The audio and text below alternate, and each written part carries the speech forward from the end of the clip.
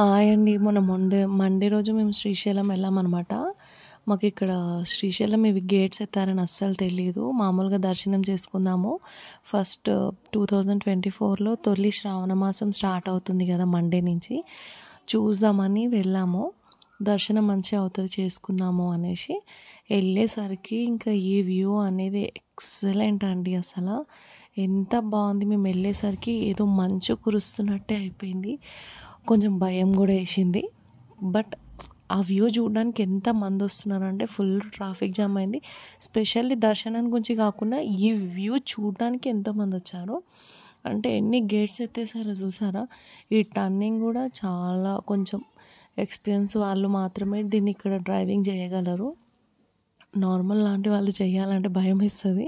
ఎందుకంటే టర్నింగ్స్ కూడా ఎట్లున్నాయి తెలుసా, ఇట్లా ఇట్లా ఇట్లా. బట్ ఈ వ్యూ చూసాక ఆ భయం అనేది పోయింది.